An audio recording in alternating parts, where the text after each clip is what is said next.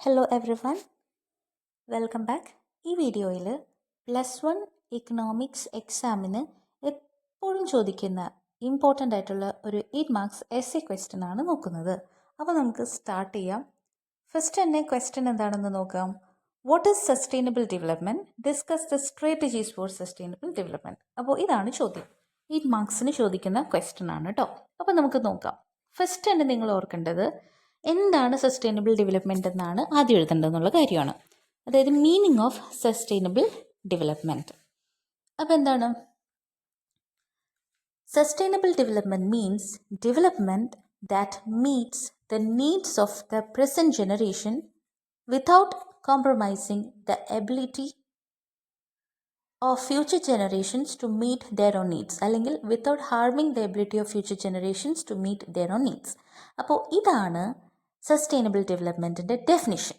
Without compromising എന്ന് എഴുതി കഴിഞ്ഞാൽ ഇത് UNCEDയുടെ ഒരു ഡെഫിനിഷനായി മാറും. ഓക്കെ, അപ്പോൾ നിങ്ങൾക്ക് UNCED define sustainable development as എന്ന് എഴുതിയിട്ട് ഇതേപോലെ ആ സെൻറ്റൻസിൽ വിത്തൗട്ട് കോംപ്രമൈസിങ്, ഹാർമിങ് മാറ്റി കോംപ്രമൈസിങ് എഴുതിയാൽ കറക്റ്റ് ഡെഫിനിഷനാവും. അല്ലെങ്കിൽ ഈ പറയുന്ന വിത്തൗട്ട് ഹാർമിങ് എന്ന് എഴുതാം. അവിടെ ആരുടെ ഡെഫിനിഷനാണെന്ന് എഴുതണ്ട. ഓക്കെ, ഇനി ഞാൻ പറഞ്ഞുതരാം എന്താണ് ഈ സസ്റ്റൈനബിൾ ഡെവലപ്മെൻറ്റ്. നമ്മുടെ ഇന്നത്തെ തലമുറയുടെ ആവശ്യങ്ങൾ മീറ്റ് ചെയ്യണം, പക്ഷേ അടുത്ത തലമുറയുടെ ആവശ്യങ്ങൾക്ക് ഒരു പ്രശ്നം വരരുത്. ഇത്രയേ ഉള്ളൂ. നമ്മളുടെ മുമ്പുണ്ടായ തലമുറ നമ്മൾക്ക് വേണ്ടിയിട്ട് എല്ലാ റിസോഴ്സസും സൂക്ഷിച്ചു വെച്ചു. അതുകൊണ്ടാണ് നമുക്കിന്ന് ആവശ്യം പോലെ അത് ഉപയോഗിക്കാൻ പറ്റുന്നത്. ഇതേപോലെ തന്നെ അടുത്ത തലമുറയ്ക്ക് വേണ്ടിയിട്ടും നമ്മൾ ഇതെല്ലാവരും സൂക്ഷിച്ച് വയ്ക്കണം, ഉപയോഗിച്ച് തീർത്ത് കളയരുത്. സോ ഇതിനെയാണ് സസ്റ്റൈനബിൾ ഡെവലപ്മെൻറ്റ് എന്ന് സിമ്പിളായിട്ട് നമ്മൾ പറഞ്ഞു കഴിഞ്ഞാൽ. ഇവിടെ in simple words it means എന്ന് പറഞ്ഞ് കൊടുത്തിട്ടുണ്ട്. ഇത്രയേ ഉള്ളൂ. We should use resources carefully നമ്മൾ ഓരോ റിസോഴ്സസ് ഉപയോഗിക്കുക. We should protect the environment. Environment എന്ന് പറഞ്ഞാൽ എന്തൊക്കെ വരും? ഈ പറയുന്ന നമ്മുടെ ഇവിടെയുള്ള പ്ലാന്റ്സ്, ആനിമൽസ്, റിസോഴ്സസ് എല്ലാവരും എൻവയൺമെൻറ്റിൽ വരും. എല്ലാവരും എൻവയൺമെൻറ്റിൽ വരുന്നതാണ്. അപ്പോൾ അത് പ്രൊട്ടക്റ്റ് ചെയ്യണം. Development should continue for A long time without destroying nature. പ്രകൃതിയെ നശിപ്പിക്കരുത്. അങ്ങനെ നശിപ്പിക്കാതെ ഡെവലപ്മെൻറ്റ് തുടർന്നു കൊണ്ട് പോകണം. It is development that can sustain it self. എന്താണ് അതിൻ്റെ അർത്ഥം? അതായത് നമ്മുടെ ആവശ്യങ്ങളെല്ലാവരും നമ്മൾ മീറ്റ് ചെയ്യാൻ വേണം. ഫ്യൂച്ചർ ജനറേഷൻ്റെ ആവശ്യങ്ങളെ നമ്മൾ ഹേർട്ട് ചെയ്യാനും പാടില്ല. ദെൻ അടുത്തതാണ് strategies four sustainable development. Sustainable development needs careful planning and proper strategies. ഈ പറഞ്ഞ കാര്യം സസ്റ്റൈനബിൾ ഡെവലപ്മെൻറ്റ് വേണം എന്ന് പറഞ്ഞു. ഇത് നടപ്പിലാക്കണമെങ്കിൽ കുറേ കാര്യങ്ങൾ നമ്മൾ നോക്കണം. അപ്പോൾ കുറച്ച് ടെക്നിക്സ് ഉണ്ട്, സ്ട്രാറ്റജീസ് ഉണ്ട്. എന്താണെന്ന് നമുക്ക് നോക്കാം. ഫസ്റ്റ് വൺ ആണ് use of non conventional sources of energy. എന്താണ് നോൺ കൺവെൻഷണൽ എന്ന് പറഞ്ഞു കഴിഞ്ഞാൽ? അതായത്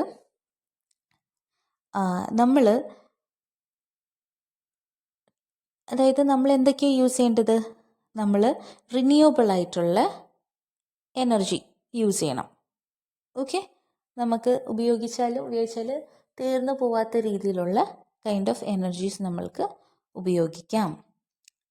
ഇവിടെ നോക്കിയേ, India depends mainly on thermal and hydro power.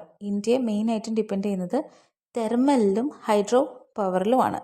എന്താണ് തെർമൽ പവർ എന്ന് പറഞ്ഞാൽ? ഈ ഹീറ്റിൽ നിന്നുണ്ടാക്കുന്ന എനർജിയാണ് തെർമൽ. ഹൈഡ്രോ എന്ന് പറഞ്ഞാൽ വാട്ടറിൽ നിന്നുണ്ടാക്കുന്നതാണ് ഹൈഡ്രോ. അപ്പോൾ ഇതിലാണ് കൂടുതലും ഇന്ത്യ ഡിപ്പെൻഡ് ചെയ്യുന്നത്. വിച്ച് അഫക്റ്റ് ദി എൻവയൺമെൻറ്റ്, അല്ലേ? ഇത് ഇത് ഉപയോഗിക്കുമ്പോൾ, ഇത് ഡിപ്പെൻഡ് ചെയ്യുമ്പോൾ ഇത് എൻവയൺമെൻറ്റിനെ അഫക്റ്റ് ചെയ്യും. അപ്പോൾ ശരിക്കും നമ്മൾ എന്ത് യൂസ് ചെയ്യണം? We should use wind energy, solar energy. അപ്പോൾ തെർമൽ എന്ന് പറഞ്ഞാൽ ഹീറ്റിൽ നിന്ന് വരുന്നതാണ്. ഹൈഡ്രോ എന്ന് പറഞ്ഞിട്ടുണ്ടെങ്കിൽ വാട്ടർ എന്നുള്ളതാണ്. അപ്പോൾ ഇത് ഉപയോഗിക്കുമ്പോൾ അത് എൻവയൺമെൻറ്റിനെ എഫക്റ്റ് ചെയ്യുന്നത് കൊണ്ട് വിൻഡ് എനർജിയും സോളാർ എനർജിയും നമ്മൾ ഉപയോഗിക്കണം. These are clean and green source of energy. കാരണം ഇത് നല്ല ക്ലീൻ ആണ്, ഗ്രീൻ സോഴ്സസിൽ വരുന്നതുമാണ്.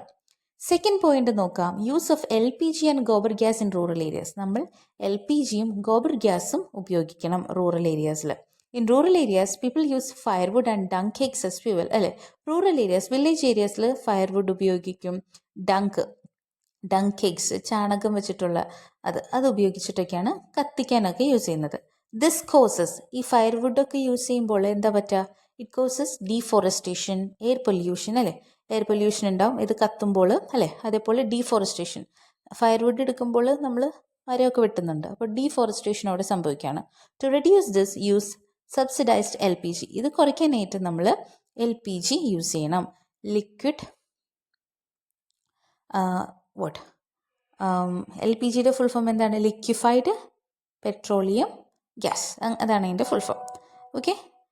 The next one, use a subsidized LPG, set up gobar gas plants, biogas അല്ല, ബയോഗ്യാസ് പ്ലാന്റ്സ് സെറ്റ് ചെയ്യാം. ബയോഗ്യാസിൻ്റെ പ്രത്യേകത എന്താ? അതൊരു ഓർഗാനിക് ഫ്യൂവൽ ആണ്, എൻവയൺമെൻറ്റ് ഫ്രണ്ട്ലി ആണ്. ഇതേപോലെ തന്നെ the left over slurry is A good organic fertiliser. Left over slurry അതായത് എന്താ സംഭവം? നമ്മളിപ്പോൾ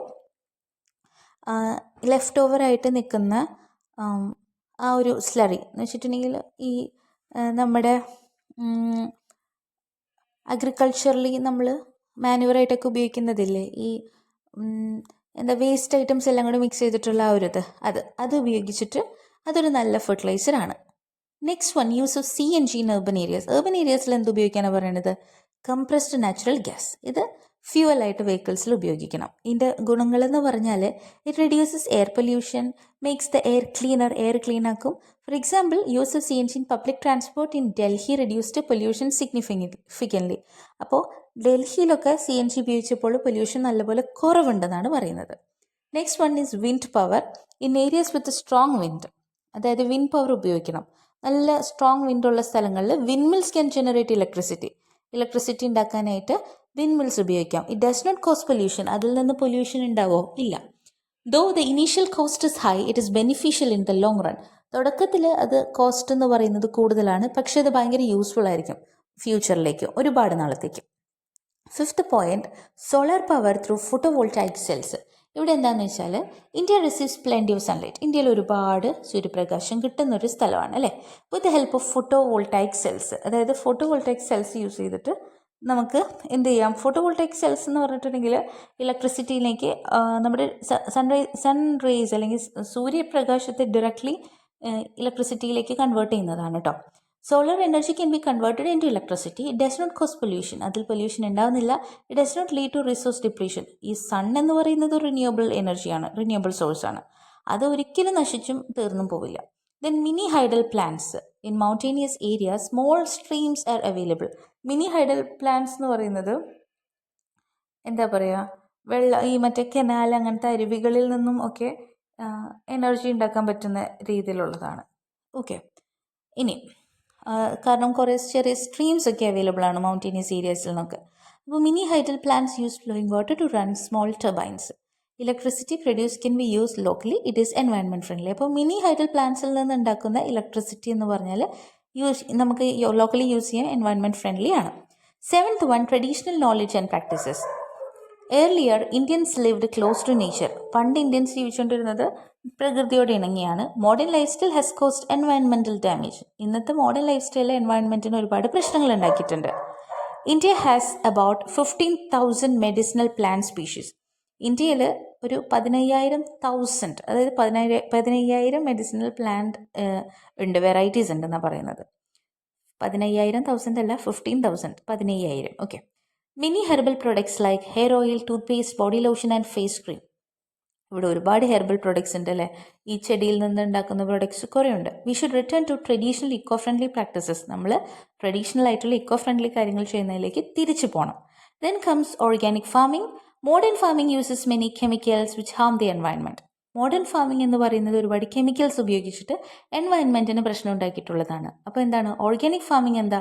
it restores and maintains ecological balance. നമ്മുടെ ആ ഒരു ഇക്കോളജിക്കൽ ബാലൻസ് മെയിൻറ്റെയിൻ ചെയ്യാനും, ഇറ്റ് ഇംപ്രൂവ്സ് സോയിൽ ഹെൽത്ത്, സോയിലിൻ്റെ ഹെൽത്ത് മെയിൻറ്റെയിൻ ചെയ്യാനും. ഇറ്റ് ഇൻക്ലൂഡ്സ് എന്തൊക്കെയാണ് ഈ ഓർഗാനിക് ഫാമിംഗ് എന്നുള്ളതിൽ വരുന്നത്? ബയോ കമ്പോസ്റ്റിങ്ങും ബയോ പെസ്റ്റ് കൺട്രോളും. കമ്പോസ്റ്റിംഗ് എന്ന് പറഞ്ഞാൽ compost made from organic waste. Organic വേസ്റ്റിൽ നിന്നുണ്ടാക്കിയെടുത്ത കമ്പോസ്റ്റാണ്. എന്താ അതിൻ്റെ ഗുണം? It increases soil fertility, it reduces nutritious crops. ഇത് ഉപയോഗിച്ച് കഴിഞ്ഞാൽ നല്ല ന്യൂട്രീഷ്യസ് ആയിട്ടുള്ള ക്രോപ്സ് ഉണ്ടാകും. Then B, biopest control. Uses natural pesticides from plants like neem and tobacco. Natural ആയിട്ടുള്ള പെസ്റ്റിസൈഡ്സ് വേണം ഉപയോഗിക്കാനായിട്ട്. ഈ നീമിൽ നിന്നും ടൊബാക്കോയിൽ നിന്നൊക്കെ കിട്ടുന്ന pesticides. Birds and animals help control pest naturally നമുക്ക് ബേർഡ്സ് ആനിമൽസ് ഒക്കെ പെസ്റ്റിനെ കൺട്രോൾ ചെയ്തോളും. This reduces the use of harmful chemical pesticides. അപ്പം നമുക്ക് കെമിക്കൽ കൊണ്ടുണ്ടാക്കിയ പെസ്റ്റിസൈഡ്സ് കുറയ്ക്കാം. അപ്പോൾ ഇതിൻ്റെ കൺക്ലൂഷൻ ഇത്രയേ ഉള്ളൂ. Economic development should not harm the environment or future generations. നമ്മൾ ഡെവലപ്മെൻറ്റിന് വേണ്ടിയിട്ട് പല കാര്യങ്ങൾ ചെയ്യുന്നുണ്ട്. അത് പ്രകൃതിയെ അല്ലെങ്കിൽ എൻവയൺമെൻറ്റിനെ അല്ലെങ്കിൽ ഭാവി തലമുറയെ അത് നശിപ്പിക്കരുത്. By following sustainable development strategies we can ensure balanced growth and a better future for all. അപ്പോൾ സസ്റ്റൈനബിൾ ഡെവലപ്മെൻറ്റ് സ്ട്രാറ്റജീസ് ഫോളോ ചെയ്ത് കഴിഞ്ഞാൽ നല്ലൊരു ബാലൻസ്ഡ് ഗ്രോത്തും നല്ലൊരു ഫ്യൂച്ചറും എല്ലാവർക്കും ഉണ്ടാകും. അപ്പോൾ ഇത്രയേ ഉള്ളൂ. ഇത് ഇമ്പോർട്ടൻ്റ് ആണ്, എന്തായാലും പഠിക്കണം. ഈ ഒരു PDF നിങ്ങൾക്ക് ഡിസ്ക്രിപ്ഷനിൽ കൊടുക്കാം. Okay, thank you for watching.